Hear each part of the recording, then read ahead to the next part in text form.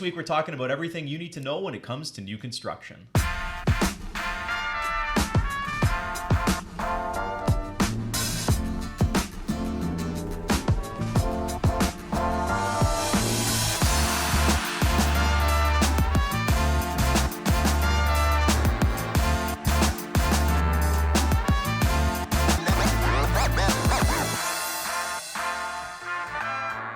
Welcome back, everybody. Thank you so much for joining us again this week. I'm Justin from Team Grande at Remax Escarpment, joined by Daniel Younan, who is also on Team Grande at Remax Escarpment. It's a pleasure to have you on. Happy to be here, buddy. Week. I like it. You got a fresh cut. I got a fresh cut. We want it to look good for today for you guys to talk about this important topic. The reason I brought Danny on is I know I do a lot of construction, but he does a tremendous amount. And I feel like he is just one of the best people to talk to about when it comes to this topic, especially with what we have on the team. Because I know, like, how many approximately have you sold? Like, we've done a few different sites, Beamsville, Paris. We're probably in that 300 to 400 units. Yeah. So from detached to towns. Yeah. That's it. You got the experience. You're the right guy to talk to. So hopefully we can pick your brain, get some of this knowledge out there, because I think when it comes to new construction, people don't really know everything that goes into it. They're kind of curious because it is different than just buying like a resale home. So like what's one of the major things that you find people don't understand but don't necessarily anticipate when they're looking at new construction? I think I would say it's probably the deposit and how it's structured. Every builder is different. But most of them are all almost at the same level of playing field when it comes to how much money you got to put down. And it's always 10% of the purchase price. The difference comes is how they want that 10%. Some will want it all at once. Some will say 4 months or 4 equal payments, 5 equal payments broken down into 30, 60, 90, 120 days. And again, that's all based on your closing date. So if it's a long closing date from a year to 2 years, that deposit would probably be stretched out longer just to accommodate, obviously, the amount. If you're buying something for $1 million, 10%, that's a lot of money to be putting down. Mm-hmm. So the longer the stretch it is more obviously beneficial. But again, it all depends. But rule of thumb is 10%. Of the purchase price. And I think that's a key too, because and one thing to note that money that you're putting down does go towards your overall down payment, so you don't have to come up with your down payment on top of that.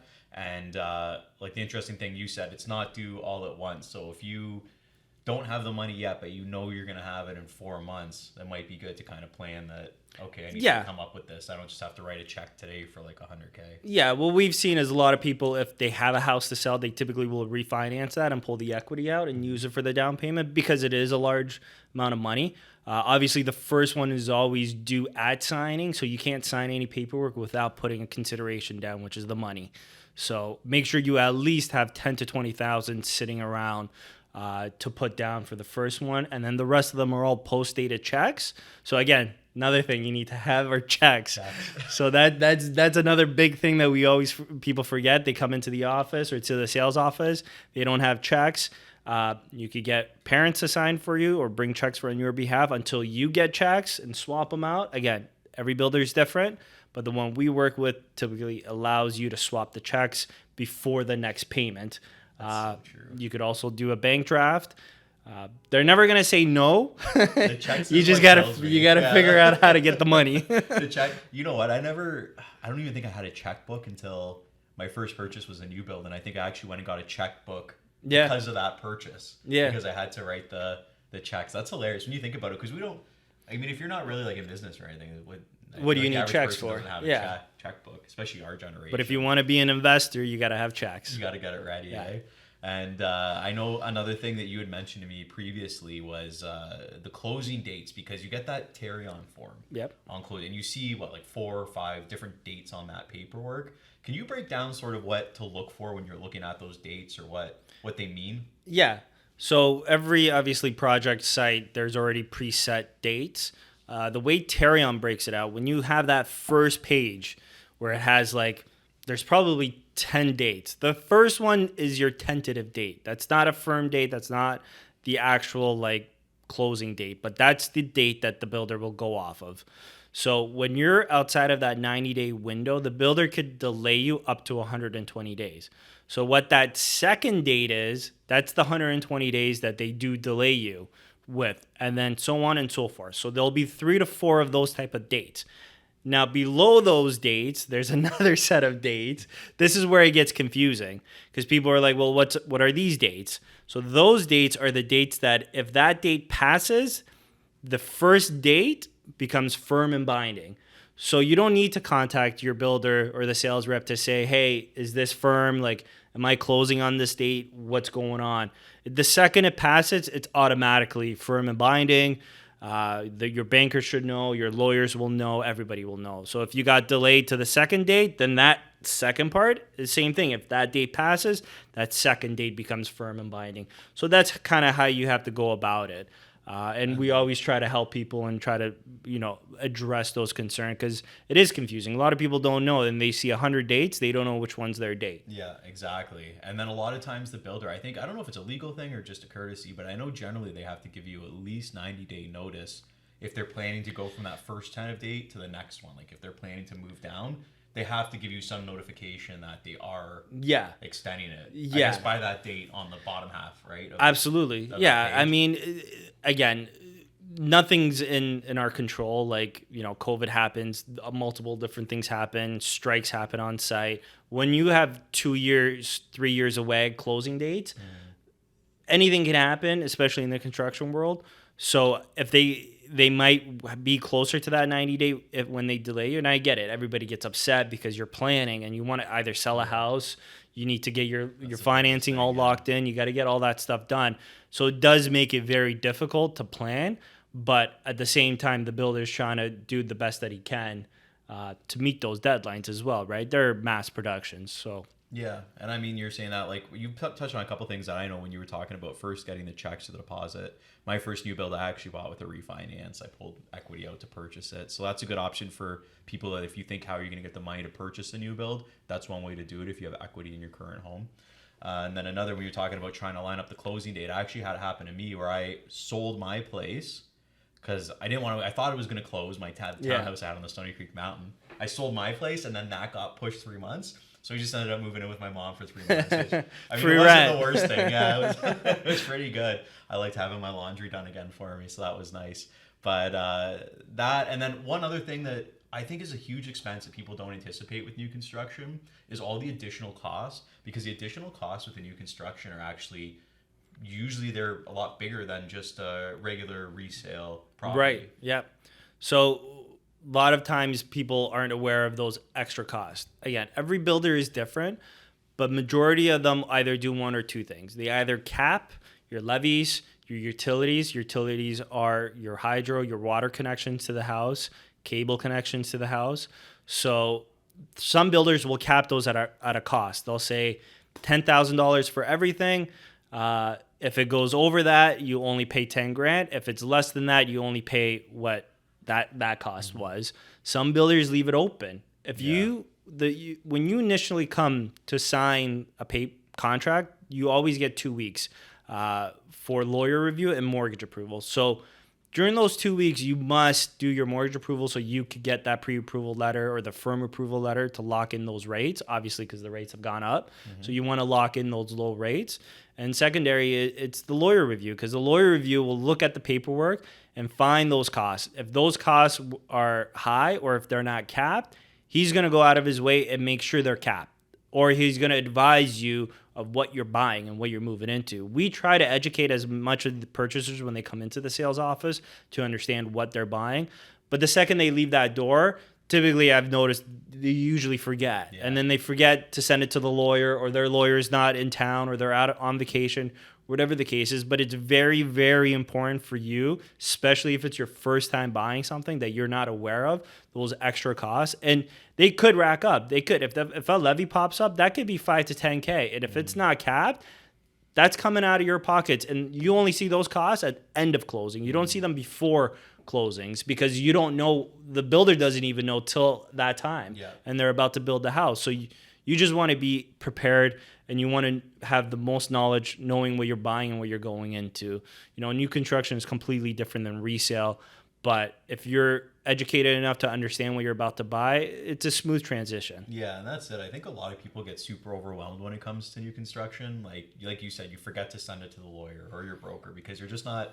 You're excited. You're excited. You just signed literally the biggest contract of your life. Like those things are how many pages? 50 pages, 60 pages? They could be 100, yeah. Yeah, compared to a regular. And it's not built. Resale. You're just buying land. You're trying to pick out your floor plan. You're wondering which way the island's gonna go, right? Yeah. Then you got to pick your lot. Oh, am I gonna have a lot that has like a grate in the back? Or so you're trying to. Yeah. And then by the time you're all done, you walk out of there. You need a nap. I feel like it's exhausting. Oh, and sometimes the way the floor plan is, then it's built and it's flipped. Yeah. And then you're like, wait, no, the kitchen's supposed to be on this side. It's like that was my first house. We spent 2 years looking at the one floor plan, and then and we knew it was going to be flipped. But when we moved in, it was weird because we've been anticipating, even though we knew it was flipped. Yeah. Our visually, we were looking at it. We get that, and then we get the garages. When the garage and the front door are flipped, everybody's assuming it's on this side, and I guess it all has to do with the north, the south, the west, the east, the way the sun hits, and whether you want it in your backyard. So it's just being mindful of all those little things with construction. We could do a whole episode just on all how of to that. pick a good lot layout.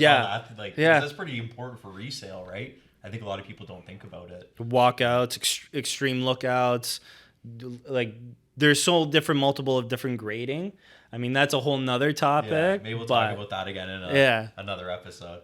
But I like it. But we'll stick to this. But if you guys got questions about purchasing new construction, reach out to us. I mean, Dan is like an expert on this topic on the team, so more than happy to help you. If you have any questions at all, just drop a comment below, and we'd love to help you out. All right, so now that we've talked about everything that goes into purchasing the new construction, or a lot of topics that people don't consider when purchasing new construction, let's talk about the other end, because I think there's just a lot of confusion out there about what you can do with the property once it closes in terms of like moving into it, selling it, renting it. But each one of those things has a massive financial difference, or like, in terms of what it could cost you, what you have to look out for tax-wise.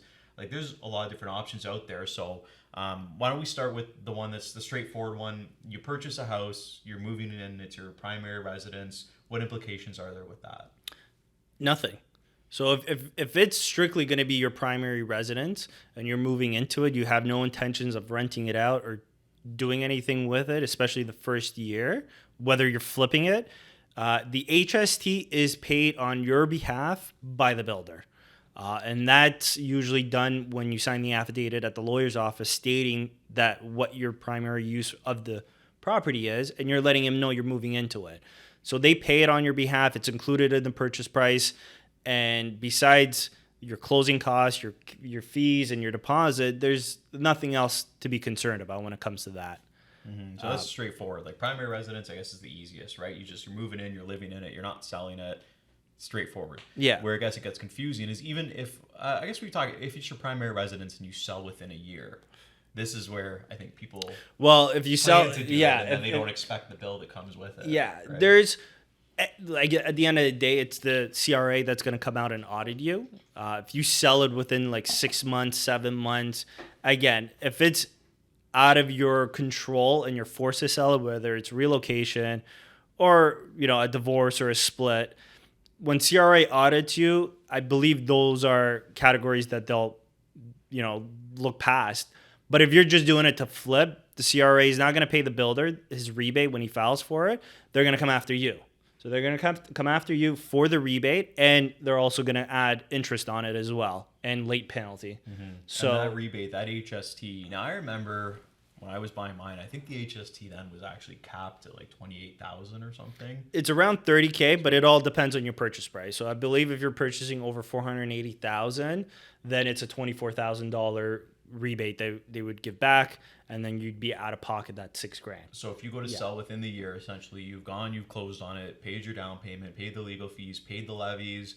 You sell it in 3 months, you get audited, you could be liable for like a $24,000, $30,000 bill on top of it that you got to pay. It's not a... unless it's out of your control and you had to sell it, different story. But if you're just strictly doing it to be flipping, then they'll come after you. They've done it. I've been audited before myself, but It's just. But you actually moved into yours. I lived into mine. Yeah, I was living in mine, and they didn't send me the bill, but they sent me. They wanted to audit me, so what I had to do was I had to actually send them my driver's license. I had to send them a few utility bills, and I actually had to write and sign pretty much like an affidavit stating that my primary use in the property when we moved in and what I'm using it for. And then I think it was a few weeks later, they just sent me saying it's granted, and they rebated the builder. Perfect. So they gave you a chance up front. They gave you the notice, try to prove it. It wasn't they just want like, you to here's prove a bill, it. now fight it. It was like, okay, here, show us before we move forward with anything exactly. else. So that's pretty good. Do you know if there's a limit on the years they can go back on you on that? I want to say 7. That's what I would think too. Yeah. 7 years. So if they come back after 7 years, that's a lot of interest. yeah, we should check that out. Yeah. I feel like I remember hearing it was 7 from somebody. I don't know for sure though. But yeah, we'll let you know. You know what? Maybe I'll post a comment under this video just to clarify that. We'll look it up and double check that. Now let's talk about if you purchase this new construction home and you're an investor and you want to rent it out. What are the tax implications with this? Like HST and stuff. Yeah, if you're now at this point, if you're stating it that you're an investor, you're buying it to rent out, so it's automatic, again, based on your purchase price, you're capped at $30,000 for the HST fee, which is okay. So you got to pay it at time of closing to your lawyer. So your lawyer will submit the HST on your behalf to CRA. And then the second you rent it out, you file for the HST rebate, and the government will actually send it back within 60 days. As long as you prove to them that you are an investor, you've paid the HST, because it will show on your statement of adjustments, and you have a tenant in there for a minimum of 1 year, they're okay. They just want to make sure you're actually following the rules. So I guess the biggest difference if you're an investor is that if you're purchasing as an investment to rent out, they want the HST up front. Yeah. Whereas if you're buying it and moving in as your primary residence, you don't have to pay anything at all. No. Unless, of course, you sell it and get audited. And exactly. Then you, okay. Yeah, because so they're... If you're buying for... Sorry to cut you off. I was saying, I guess to break it down, like if you're buying for an investment, you have to get your deposit, levies, down payment, all that together, plus the HST cost. Exactly. So that's a cost investors like you got to factor in. Yeah. When you're coming like on how much you need to close on the property. And typically you're putting 20% down, I'm assuming with the bank, because it's an investment. So not only are you putting down an additional 10% from the 10% you already did, plus it starts to add up. So you gotta be prepared for all of these extra costs, especially if you're an investor. People who buy these often and already know the rules and know how to go about them, but the ones that are trying to get in it for the first time, just be mindful of all the extra added costs. Sometimes it's better to buy resale because you avoid all those things. This is the purchase price. This is what you've been approved for. All you pay is land transfer tax and closing costs. Plus, that's additional too on new construction, the land transfer tax on top of your legal fees, your utilities, your levies. And that always kills me. When you buy the place, I'd say probably 90% of them don't even come with air conditioners, like 99%. So you got to put or in appliances, AC, appliances, fence, decks, all that kind of stuff. Like this is window coverings. Like these are all things that people that dismiss. You move in, right? You don't think of it, but sometimes, like you said, it could be a better option to just go the resale route where a lot of that stuff's done. Is already done. Yeah, especially even with new construction, right? Like it could be carpeted. You want to upgrade those two. You want granite. You want those nice things. Those are all additional costs. They don't come cheap either. That's it. But some builders give that stuff, but I don't know if there's that many builders that offer everything. So you got to weigh out what's the best option for you long term and what's going to put the most money in your pockets, especially as an investment. It's one thing if you're going to live in it, but if it's a cash flow, money, numbers, they all have to make sense to you at the end of the day. Yeah. And if you guys got any questions all about what might be the best route or questions about you've purchased a new building, you're wondering like, oh crap, am I going to have to pay this HST? What's going on? Feel free to reach out to us. We'd be happy to answer any of the questions that you have. We're always here. And as well, if you have questions about whether you should look at buying a resale or new construction, which one might be a better fit for you, feel free to go to the link below, hit that calendar link. You can actually book a call with us. My calendar is linked to that, so you can, if you book the call, I'm going to be available for you, whether you want buyer consultation, seller consultation. Feel free to hit that link. But other than that, Danny, thank you so much for joining me. It's Oh, been great thanks, having buddy. you on. Your expertise in this field is great. So I think I want to have you back on again For sure. down the road, just with more topics about new construction, because I know it's a hot topic for sure. Yeah, absolutely. So Love to be on thanks it. for joining, all of you. Thank you again for joining me this week. I'm so happy to have you, and I look forward to talking to you again next week. See you, everybody.